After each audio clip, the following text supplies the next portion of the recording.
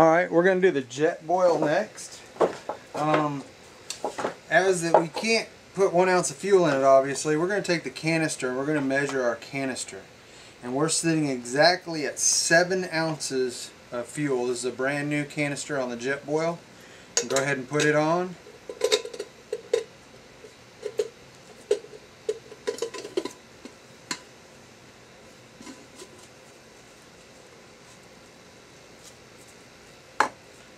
We will put our 1 cup of water in, put our lid on,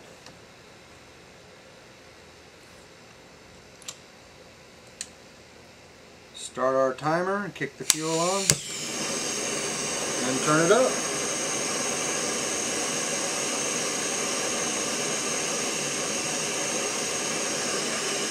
Obviously this one's going to be a lot louder. Definitely don't get away with the quiet on this one. So let's see what we get out of steam and boil. I use this one quite frequently when camping with the Boy Scouts. It's a good way to have a cup of hot chocolate or a cup of apple cider before I go to bed.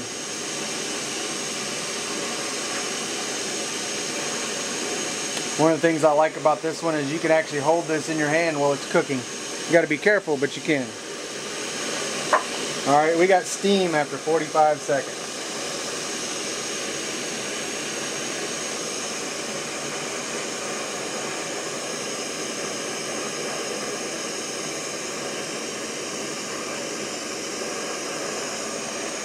And we're boiling already at a minute.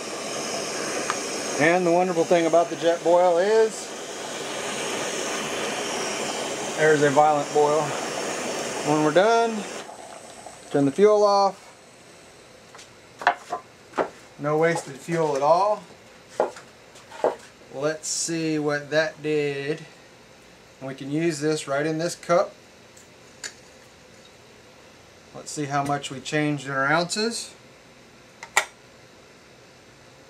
6.78 ounces. Or 6 ounces and 6 7/8 ounces. I'll do the decimal points on that later, but that is 6 7/8 ounces, and we started off with 7 ounces.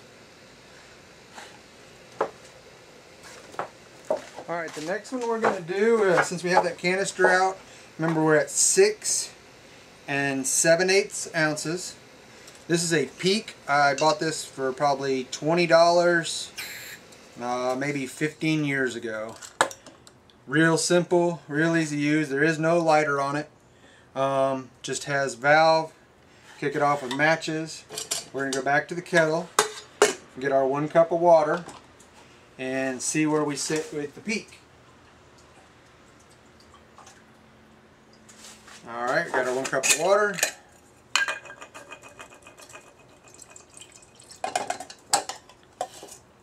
Put it in there. I like the pot stands, nice, holds it well. This Peak really is a good go-to stove. Packs up small. Alright, we're going to go ahead and start our timer. Pick it off.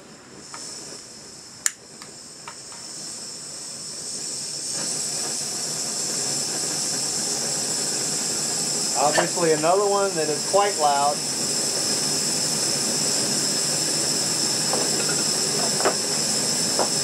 This one probably won't take very long at all either, but I'm imagining that the fuel consumption will be worse.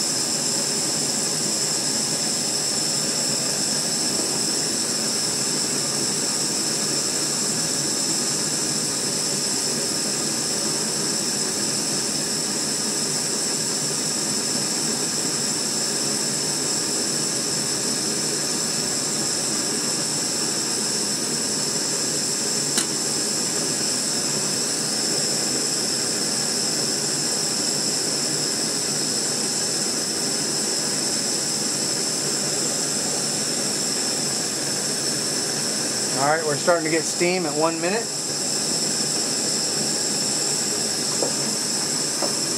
With this fuel going, I can't hear very well and see if we're at a boil. We're at a rolling boil. I might have to do that one again because I think I missed it. 1 minute and 16 seconds. and you can just turn your fuel right off.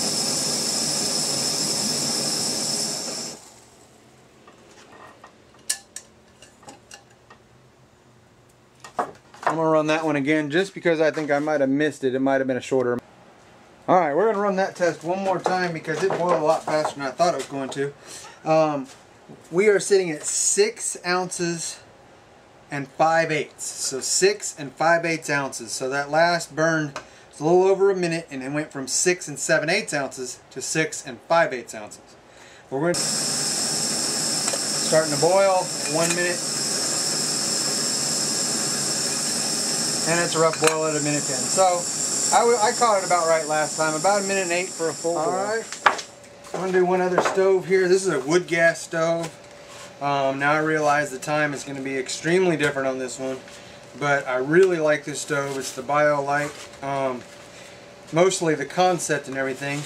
The weight is about the same as the Jetboil, but you don't have to have your fuel with you. You can burn anything that's out there.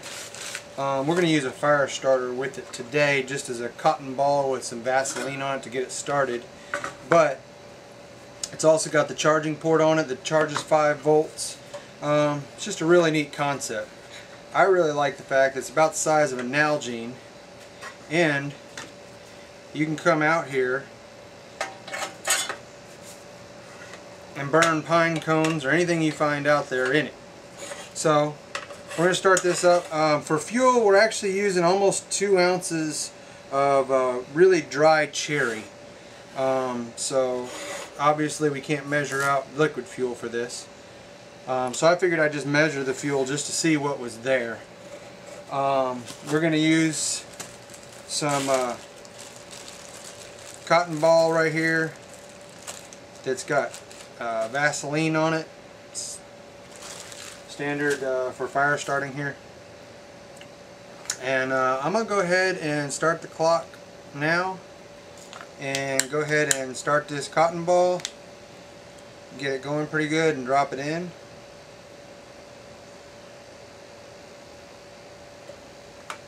And then go ahead and start dropping fuel in on top of it.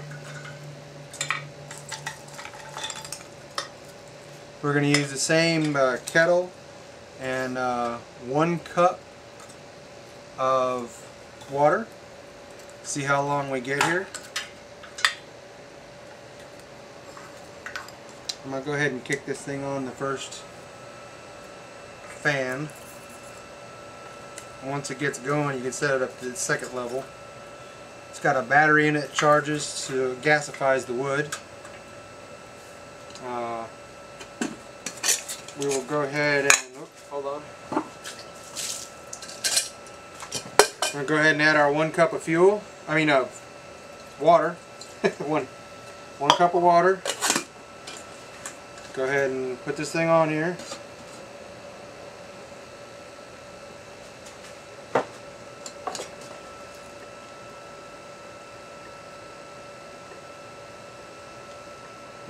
It is definitely going in there, so we'll go ahead and put our thing on there.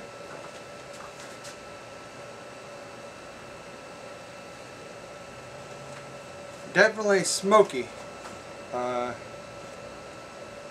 but once this thing gets going, that smoke will stop. See if it'll kick up to the second level.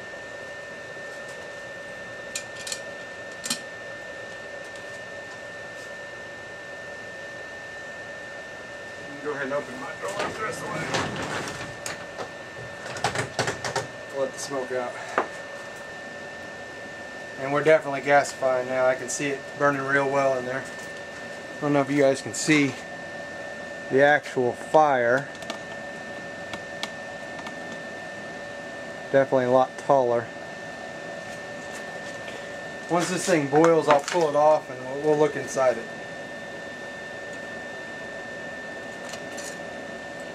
We're already getting hot here. It's already starting to talk. That's pretty surprising for wood gas. 2 minutes 36 seconds. This thing's actually a pretty nice stove.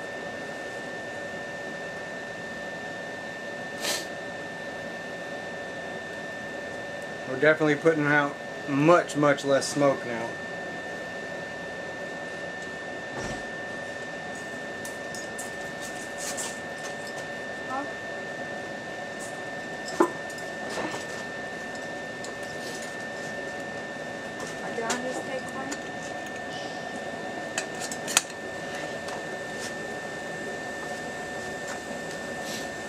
Alright, starting to talk already.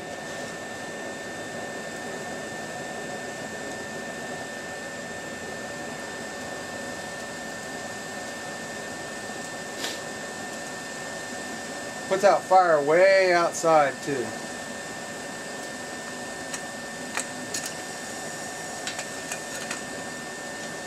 Got steam coming out.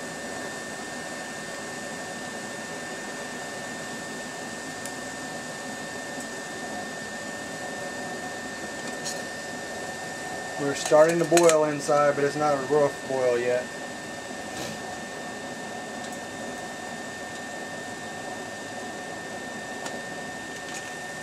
There we go. We got a rough boil at 3 minutes and 59 seconds, 4 minutes. Which that's from complete startup of the unit. That's not bad at all. Okay, I'm going to go ahead and take this off there so you guys can see what it looks like underneath. That's what our gasifier looks like. Go ahead and take you guys off the mount. Get a little shaky.